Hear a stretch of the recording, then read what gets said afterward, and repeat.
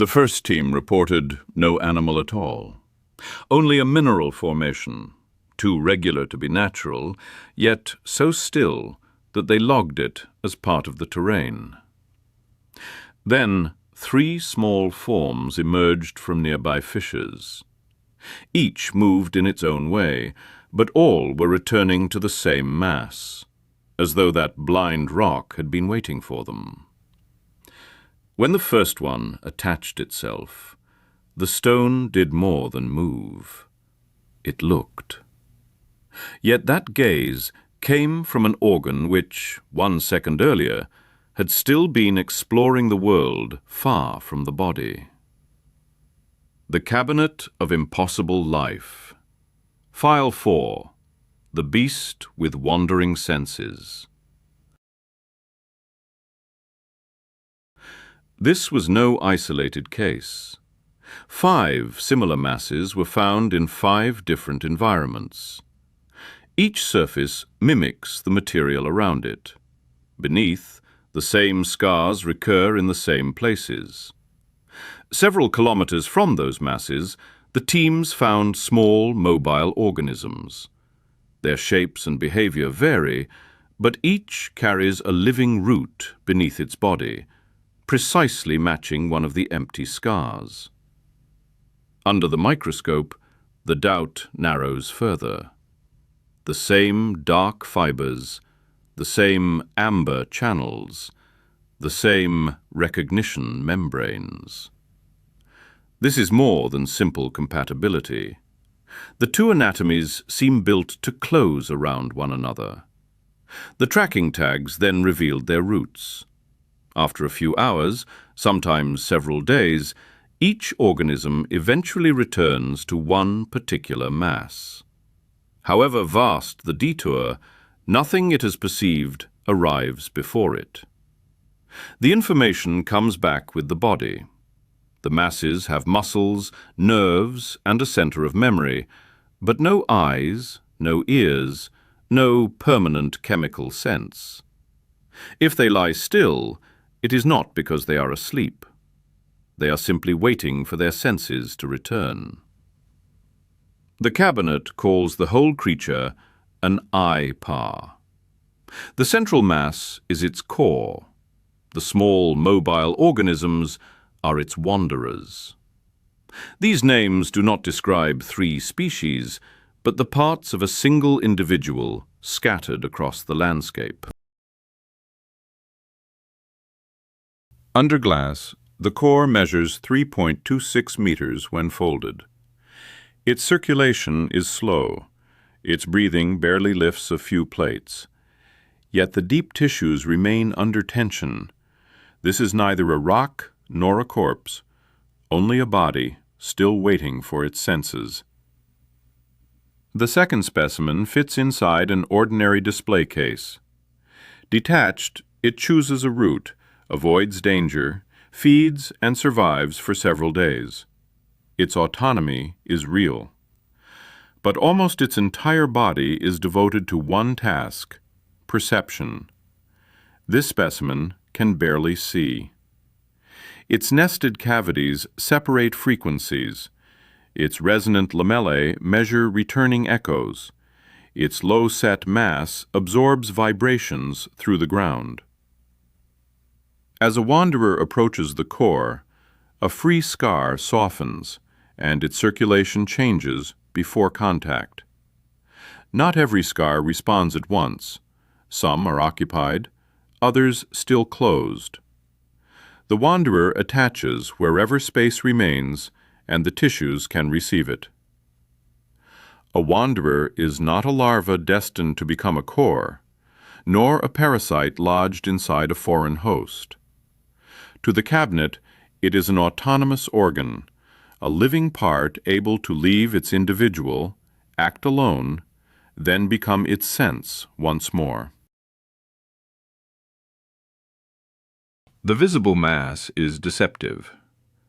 Part of its covering is only a light crust which the core can shed. Beneath it, tensioned arches, hydraulic sacs, and elastic fibers store energy. This body is not built to walk far, but to release its force in a single burst. 6 flexible ports surround the deep center. None is permanently reserved for sight, hearing, or balance. They are available positions.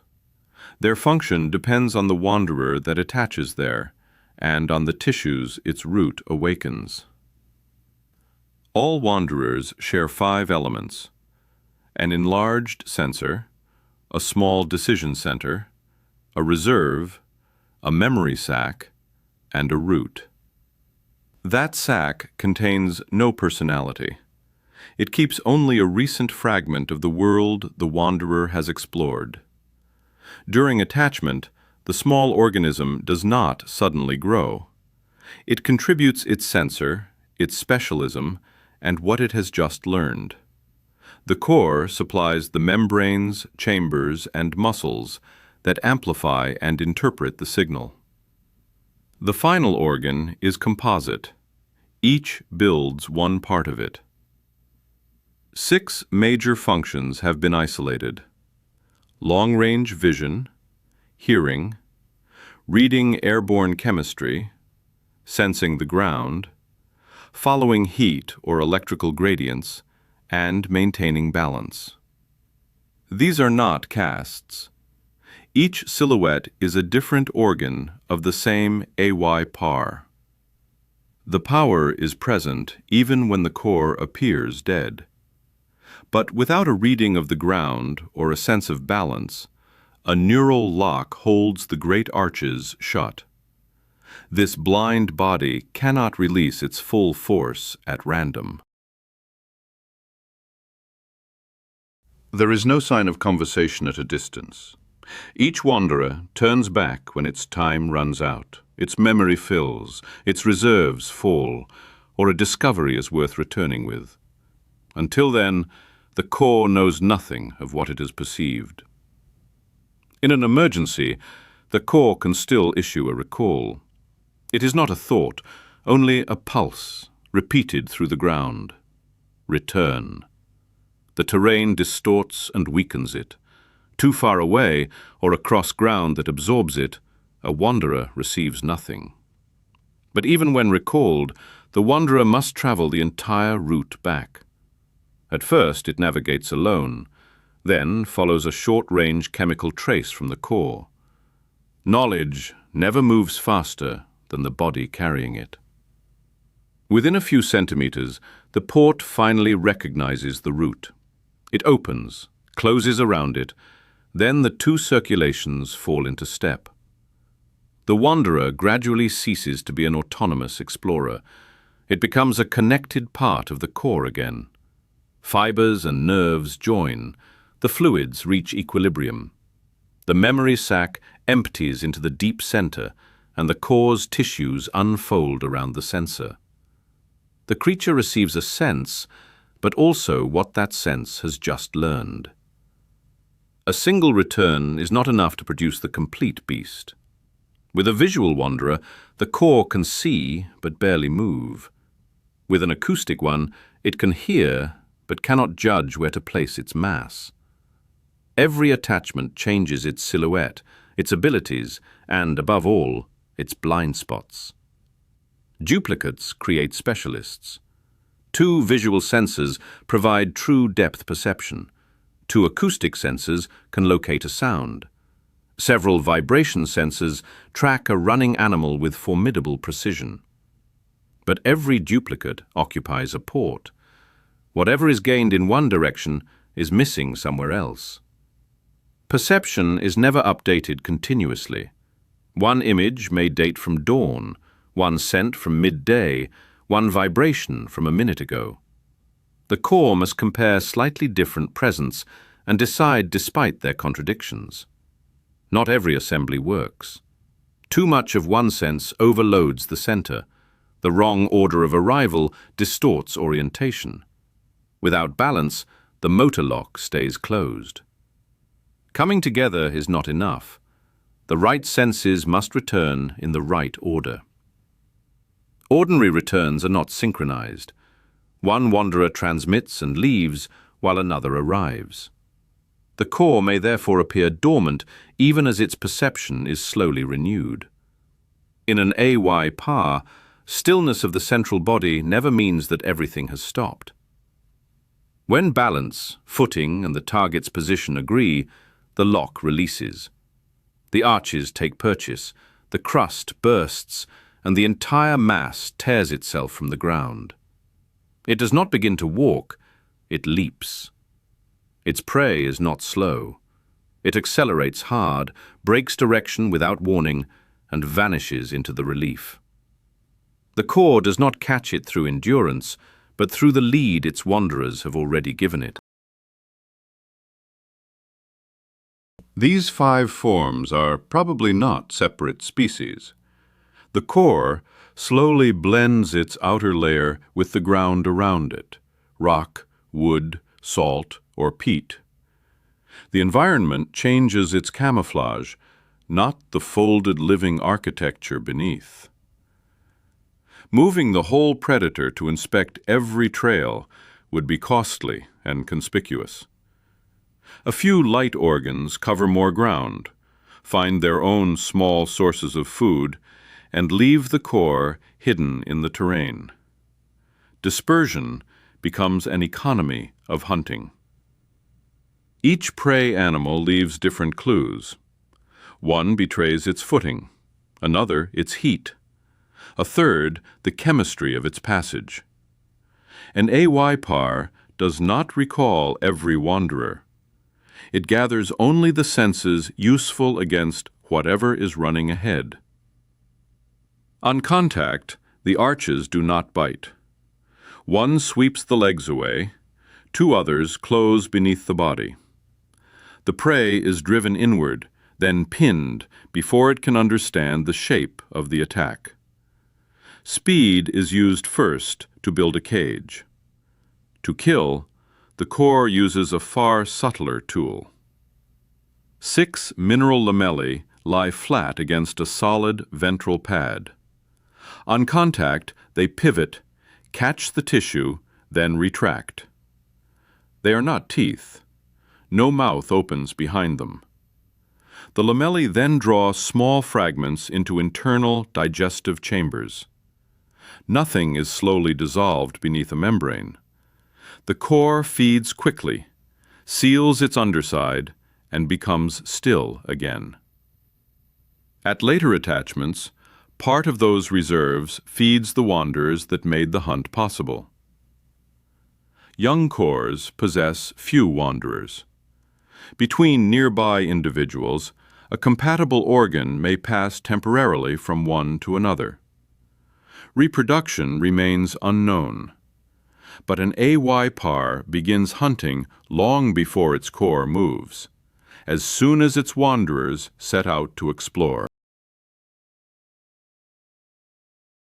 The case that forced the cabinet to reopen this file came from a basalt corridor 600 meters long. 3 cores lay dormant there, spaced across the terrain.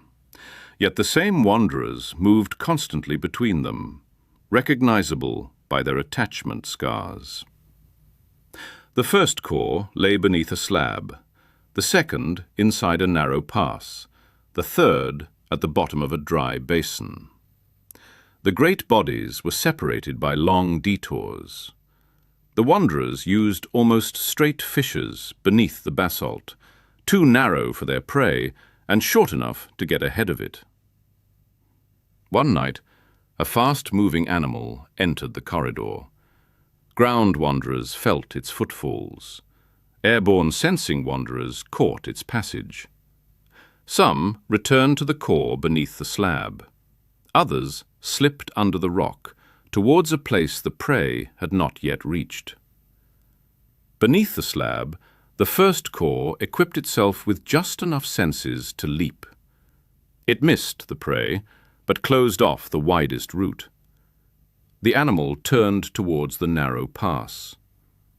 At that same moment, a wanderer detached and disappeared into a crack in the basalt. The fissure led directly to the second core.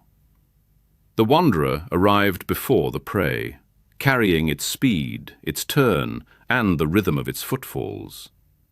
As soon as it attached, the core in the pass aligned itself with a point that was still empty.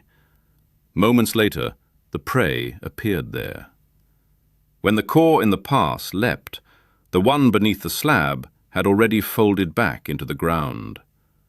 The predator seemed to have abandoned one body and opened another. The attack drove the prey onwards again, while a second wanderer took the shortcut towards the dry basin. The prey left the pass and found a third mass waiting ahead, already equipped with vision, footing, and balance. The ground opened beneath its run. This time, the archers did not need to pursue. The first two bodies had not failed. They had driven the hunt towards the only place with no escape. After the capture, the wanderers did not remain around the body that had caught the prey. They transmitted, drew on its reserves, then set off towards the other two cores. The entire hunt, the trail, the errors, and the final route was dispersing through the landscape once more. 3 bodies had taken part, but never together. The same senses had carried the hunt from one to the next. The cabinet can no longer say whether it observed 3 AY pars or a single predator with 3 bodies. Senses do more than find prey. Among the AY pars, they also choose the body that will hunt it.